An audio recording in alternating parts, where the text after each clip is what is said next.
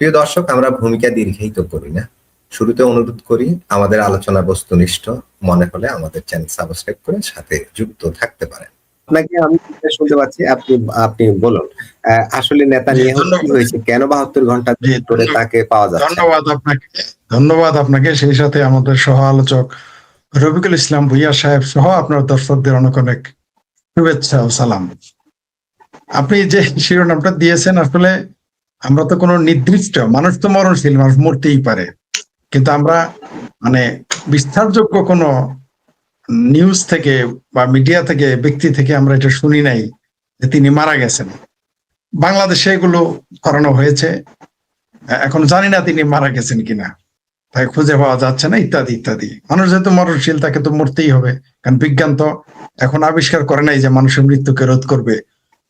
যদিও কেউ কেউ মনে করেন পৃথিবীর 1 লাখের মধ্যে 1 ভাগ লোক হয়তো মনে করেন যে পৃথিবীতে মানুষ একদিন মরণশীল থাকবে না, তারা অমর হয়ে যাবে, সেটা অন্য বিষয়। যেটা এই যুদ্ধে এগুলো প্রোপাগান্ডা চলেই, কারণ প্রোপাগান্ডা হচ্ছে যুদ্ধের একটা অংশ। আপনি দেখেছেন যে প্রোপাগান্ডা দিয়েই বাংলাদেশ আওয়ামী লীগকে উচ্ছেদ করা হয়েছে, শুধুমাত্র প্রোপাগান্ডাকে বেস করে। এমনকি এমন অপপ্রচার চালানো হয়েছিল যে জামাত ক্ষমতায় চলে আসছে, এরকম অপপ্রচার চালানো হয়েছিল যে জামাত কালকে ক্ষমতায় আসতেছে। আবার জামাতের আরেক বাটপার ব্যারিস্টার আছে শাহরিনাকে ফারিয়ার, জাহাঙ্গীরের কেসকিবান্দির ছেলে, যাকে সত্যি সত্যি তিনি কেসকিবান্দির বলা। তিনি ওই ব্যারিস্টারের যে আই এম সরি এই কথাটা বলতে অনেকে হয়তো বলবেন যে তার ব্যক্তিগত বিষয় নিয়ে কেন কথা বলি। যে মানুষটা বাংলাদেশের মুক্তিযুদ্ধ নিয়ে, বাংলাদেশের জাতীয় নেতাদের চরিত্র হরণ করে এবং ঠাড়া ভরা মিথ্যা কথা বলে, তার মতো একটা বদমাইশের নিয়ে আলোচনা করতে আমাদের কোনো সমস্যা নেই।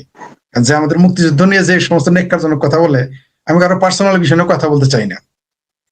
ব্যারিস্টার শাহরিয়ার ছিল, ওর বাপ জাহাঙ্গীর, ওর মা ছিল ওর কাজের বুয়া। সেই কাজের বুয়ার পেটে হয়েছে জন্ম, তাও কি বিয়ে হয়নি, আগে পেটে সে আসছে, তারপরে তার বিয়ে হয়েছে। আমার তাতেও আপত্তি নেই, কারণ কে বিয়ে ছাড়া হইলো না না বিয়ে ছাড়া হইলো এটা নিয়েও আমার আপত্তি নেই, কারণ ওটা প্রকৃতির ব্যাপার, তার তো কোনো কিছু না। কিন্তু লম্বা লম্বা কথা যখন বলে তখন এগুলো সামনে চলে আসে। সেই ব্যারিস্টার শাহরিয়ার জামাতি ব্যারিস্টার, ঠিক আছে, সেই জামাতি ব্যারিস্টার এখনো বলে যে বিএনপি পাশ করেছিল,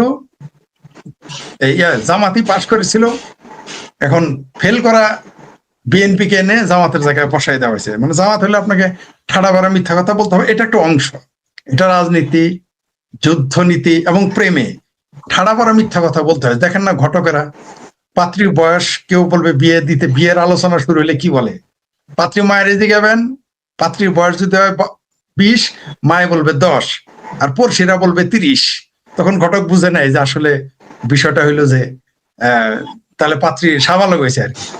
এরকম আমরা গল্প। তো আমাদের এই মিডিয়া, এটা হচ্ছে মিডিয়াতে যে এই যুগে প্রথমে এয়ার ওয়ার চলে। এয়ার ওয়ার বলতে আকাশ বলেন, এখানে এয়ার ওয়ার তো বাতাসের যুদ্ধ, কথার যুদ্ধ চলে। আপনি দেখেন ইরানকে আক্রমণ করার আগেও কথা বাক যুদ্ধ চলেছিল, এখন প্রোপাগান্ডা যুদ্ধ চলে। এটা হয়ে গেছে, ওটা হয়ে গেছে। আমরাও কিন্তু বর্তমানে যে সৌদি আরবের যে ক্রাউন প্রিন্স, তাকেও কিন্তু আমরা অনেক দিন 1 মাস 1.5 মাস জনসমকক্ষে দেখি নাই। হঠাৎ করে 1 মাস তিনি আত্মগোপনে ছিলেন, তারপরে কিন্তু তারা আবার দেখলাম, কেউ কেউ বলেছে তাকে কেউ গুলি করেছিল, মেরে ফেলতেছিল, হাসপাতালে ছিলেন। মূল ঘটনা কি আমরা জানি না। জামাতেরও যেমন প্রোপাগান্ডা আছে, বাংলাদেশের সকল যুদ্ধে প্রোপাগান্ডা চলে। বাংলাদেশের মুক্তিযুদ্ধে 16ই ডিসেম্বরে যেদিন পাকিস্তান বাহিনী আত্মসমর্পণ করবে, তার আগেও বলেছিল, 15 তারিখেও বলেছিল যে পাকিস্তান জিতে গেছে। আজও পাকিস্তানের জনগণ জানে যে বাংলাদেশ ভারতের, পাকিস্তান ভারত বাংলাদেশের যে ত্রিমুখী যুদ্ধ, এই যে আমাদের মৈত্রী শক্তির সাথে যে যুদ্ধ, পাকিস্তান নাকি জিতে গেছে। পাকিস্তানের একটা লোককে আপনি, অনেক লোক আছে যাদের আজও বিশ্বাস করাইতে পারবেন না যে পাকিস্তান আজ পর্যন্ত কোনো যুদ্ধে জিতে নাই, সব যুদ্ধে হেরেছে। এটা আপনি কোনোদিনই বিশ্বাস করাইতে পারবেন না, ইনক্লুডিং 71। আপনি 71ও বিশ্বাস করাইতে পারবেন না। বহু পাকিস্তানি আছে, আমার তাদের সাথে কথা হয়, তারা বিশ্বাস করে না যে বাংলাদেশের সাথে Pakistan, you believe it or not. শুধু তাই না, প্রোপাগান্ডা এরকম একটা জিনিস যে মোহাম্মদ বিন কাসিম যে প্রথম ভারতবর্ষে আক্রমণ করে, যাকে বলা হয় প্রথম ফার্স্ট ইনভেডার, ঠিক আছে, সেই মোহাম্মদ বিন কাসিম নাকি পাকিস্তানের প্রথম নাগরিক। এবং এটা প্রচার চালায় তারা, কোনো মূর্খ লোকে না, কোনো মৌলবী না, মাদ্রাসায় পড়ুয়া তালেবে এলেম না, আমেরিকা থেকে পড়ালেখা করে ডক্টরেট নিয়ে, ডক্টরেটে গিয়ে দাঁড়িয়ে তিনি এটা আমাকে বলেছেন, এবং এই ব্যাপারে তিনি বইও লিখেছেন, ঠিক আছে, যে মোহাম্মদ বিন কাসিম হলো পাকিস্তানের প্রথম নাগরিক। অথচ পাকিস্তান শব্দটা আসছে 1940 সালে প্রথম শব্দটা উচ্চারণ হয়। যাই হোক, তো এরকম প্রোপাগান্ডা থাকবেই। মনে করেন যে কিছুদিন আগে আমরা শুনলাম যে আজকে আবার দেখলাম যে আমেরিকা নাকি মাপ চাইতেছে, এই প্রোপাগান্ডাও আছে যে আমেরিকা বাংলাদেশের মিডিয়াতে দেখবেন, বাংলাদেশের ফেসবুক দেখলে মনে হয় সেটা প্রফেসর হোক আর ডক্টরেট হোক আর বড় মুফতি মৌলানা হোক আর মূর্খ লোক হোক, সবার পোস্টে গিয়ে দেখবেন ট্রাম্প হারিয়ে গেছে। এই হচ্ছে আমাদের দেশের যুদ্ধের একটা অবস্থা। এগুলো বলেই থাকে, প্রত্যেক মানুষই চিন্তা করে। ইতিহাসটা এরকমই, পৃথিবীতে প্রোপাগান্ডা একটা ব্যাপার। দ্বিতীয় বিশ্বযুদ্ধে ব্রিটেনের সৈনিকরা যখন পালিয়ে যাচ্ছিল, মানে হিটলারই যে তার সম্ভাবনা জেগে উঠেছিল, তখন তার কাছে খবর যায় যে তার সৈন্যরা আত্মসমর্পণ করছে। যে আমার একটু কষ্ট হচ্ছে, আমি একটু আসতে বলিতে হবে, যে আত্মসমর্পণ করতেছে তার সৈন্য। তারপরেই হিটলার আত্মসমর্পণ করে। এটাও ছিল একটা গুজব। হিটলার কিন্তু জানতো যে তার সৈন্য আত্মসমর্পণ করতেছে, আসলে তখন ব্রিটিশ বাহিনী আত্মসমর্পণ করতেছিল। ফরিদ ভাই, হিটলারও তো গুজবের কারিগর, গোয়েবলস তার তো গুজবের মন্ত্রণালয় ছিল একটা। মানে এই হিটলার যার মানে প্রোপাগান্ডা মিনিস্টার ছিল, সে নিজেই প্রোপাগান্ডার শিকার হয়ে মারা গেছে।